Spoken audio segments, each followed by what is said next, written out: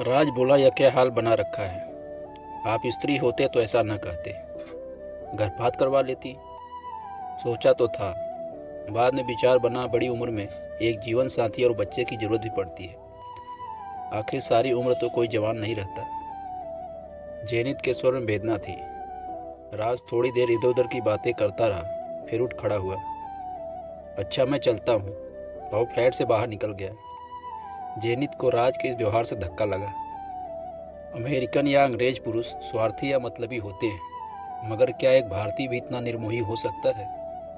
अब उसे अपने प्यार या वासना का नतीजा भुगतना था। लिव इन रिलेशनशिप की पोल खुल चुकी थी।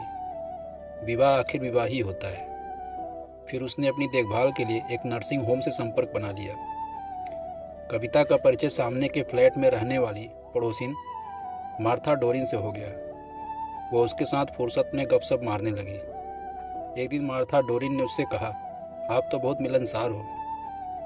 आपसे पहले वाली तो बहुत रिजर्व थी। आखिर वो अमेरिकन थी ना। कविता समझ गई कि राज ने उसके आने से पहले किसी लड़की को लिव इन रिलेशनशिप में रखा हुआ था। आखिर वो अभी क्या करता। 3 साल से पत्नी से दूर था। उसे भी स्त्री संग की जरूरत थी, मगर अब राज की इच्छाएं बढ़ गई थी। वह रोज पीकर घर लौटता था, सारी तनख्वाह पबों बारों में और लड़कियों पर उड़ाने लगा था। घर का खर्चा कविता ही चलाती थी। कितनी विडंबना की बात थी, जब तक पत्नी नहीं आई थी। जेनी से उसका संबंध जरूर था, लेकिन उसमें संयम था। मगर अब उसकी काम वासना विकृत हो चुकी थी। एडवर्ड नील तन्हाई भरा जीवन गुजार रहा था। एक दिन कविता ने उससे हमदर्दी से पूछा, नील, क्या आपको अकेलापन महसूस नहीं होता? यह तन्हाई और अकेलापन क्या होता है, क्या आप नहीं समझते? देखिए कविता जी, विवाह होने या जीवन साथी के होने का मतलब यह नहीं है कि आप अकेलेपन का शिकार नहीं हैं। अगर पति पत्नी की नहीं बनती तो समझो ऐसे विवाह का कोई अर्थ नहीं। आपके यहाँ तो लिव इन रिलेशनशिप का चलन है।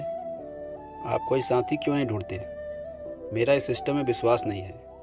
इसका चलन उन पुरुषों में है जो एक से ज़्यादा स्त्रियों को शादी किए बिना साथ रखना चाहते हैं। आम आदमी तो विवाह के बंधन में ही विश्वास रखता है। कविता अपने कार्यस्थल और घर आने के लिए कभी मेट्रो तो कभी लोकल बस का उपयोग करती थी। एक दिन डबल डेकर बस की खिड़की से उसने राज को एक अमेरिकन युवती के साथ बगलगीर हो जाते देखा, तो उसे धक्का लगा। उस रात भी राज नशे में धुत होकर आया था। उस रात कविता ने उसे सहारा न दिया। गिरता पड़ता राज बिस्तर पर जा लेटा। सुबह नींद खुलने पर उसने कविता को आवाज़ दी, मगर कविता नहीं आई। रोजाना उसकी आवाज़ पर वह उसे चाय की प्याली थमा देती थी। आज बेटी नहीं बनाई? उसने पूछा। खुद बना लीजिए, उसकी तरफ देखे बिना कविता ने कहा। क्या आज मूड खराब है? कहते उसने कविता को बाहों में लेना चाहा। मुझे मत छुओ, अपने उसी के पास जाओ जिसके साथ सरेआम घूमते हो। इस पर राज ने तैस में आकर कहा, तुम उस दाढ़ी वाले फिलोसफर नील के साथ मस्ती करती हो और इल्ज़ाम मुझ पर लगाती हो। मैं इल्ज़ाम नहीं लगा रही, कल मैंने खुद देखा था। इस पर राज गुस्से में आकर बाहर चला गया। दोनों अकेले हो गए। धीरे धीरे रुखाई बढ़ती गई। तुम भारत वापस चली जाओ, एक दिन राज ने कविता को कहा। क्यों चली जाऊं? मैं तुम्हें तलाक देना चाहता हूं। वो तो आप यहाँ भी दे सकते हैं। भारत में एक तलाकशुदा स्त्री की क्या स्थिति होती है, क्या मुझे पता नहीं है? आखिरकार कविता का रोहित से तलाक हो गया। वो अपने साथी एडवर्ड नील के साथ चली गई। राज अपनी नई मित्र मारिया के यहाँ गया, मगर उसने नया प्रेमी कर लिया था। तब वह जेनित के यहाँ गया, पर वह भी एक नए प्रेमी संग घर बसा चुकी थी।